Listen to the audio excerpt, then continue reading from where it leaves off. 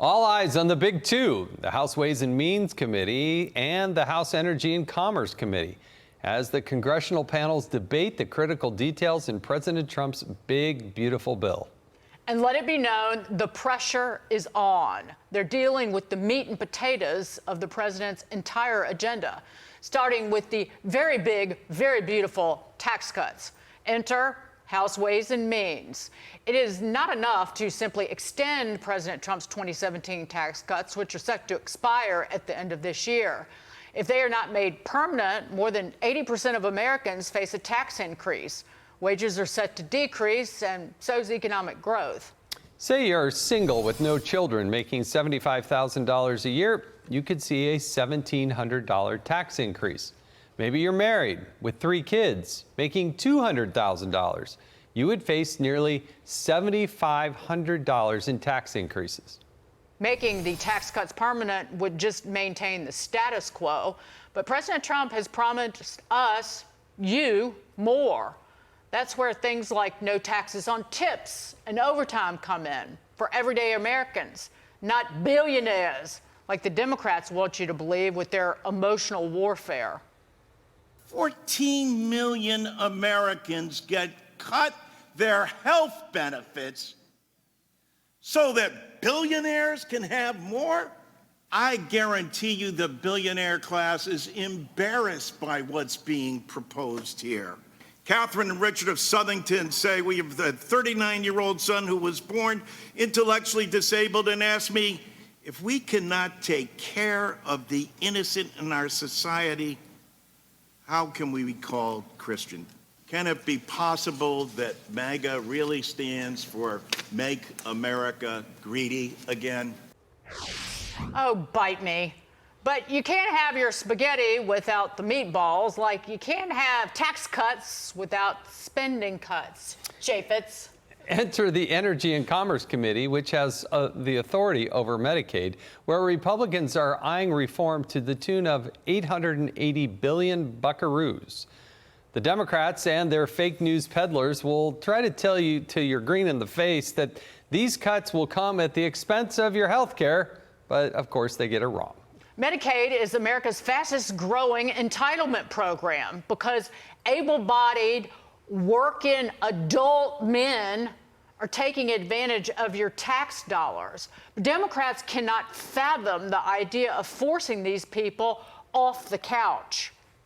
They are threatening to take away health care from millions of Americans, threaten hospital closures in rural areas. This is outrageous, and none of us should be treating this like just another normal day in Washington. Let's be clear about what the Republicans are up to on health care. They're basically gaslighting the American people. To take people's health care away, to make them sicker. This proposal threatens our entire health care system. These are dark times in our country. Call it what it is: abandonment, disinvestment, and pure disregard for human life. They are lying to you. They want to kill the disabled. They want to kill the sick. To react, let's bring in House Ways and Means Committee member, Congressman Greg Murphy. Congressman, you got your hands full. A lot of people concerned that the cuts aren't deep enough. The Democrats are out there yelling and screaming, you're going to throw grandma, over the cliff. But are the cuts significant enough to spending? Yeah, Jason, this is a mixture. It's a grab bag. You got to pick and choose what you need to do to get the job done. Yeah, you're going to hear hollering from both sides that the cuts aren't enough, or the cuts are way, way too much. The real crux of the matter is we are hurtling towards a debt crisis, a sovereign debt crisis, and if we don't do something to curb our spending, 1929 looks like a spring day. So we're trying to make sure.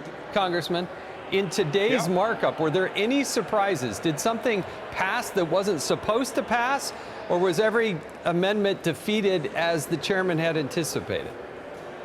Jason, Jason, we still haven't begun the amendment process yet. It's been almost 3.5 hours of just yakking about things, attacking just ethereal ideas. We haven't even gotten to that process yet. We're going to be up all night doing it, so stay tuned for that. Oh, I really missed that, Dagan. I bet you do. I think they're going to go, I talked to somebody on the committee, 20 to 30 hours. So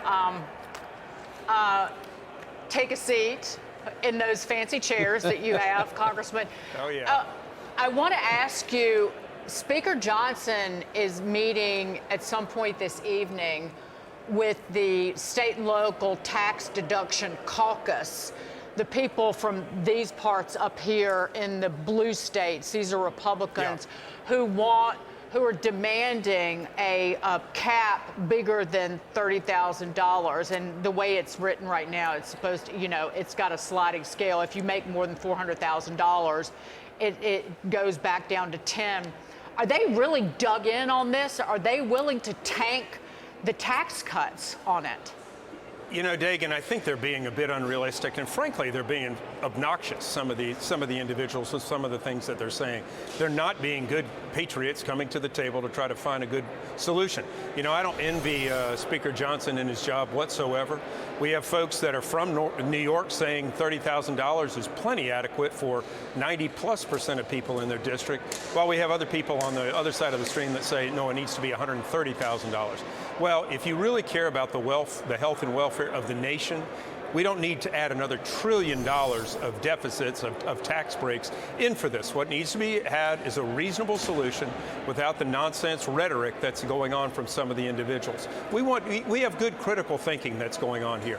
And tripling the SALT deduction from $10,000 to $30,000 with the phase-outs as it is, I think really helps the individuals that it's supposed to help. Indeed. And New York State is a net taker from the federal fisc, not a giver in the most recent data. I'll just remind folks of that. Thank you, sir. Congressman Greg.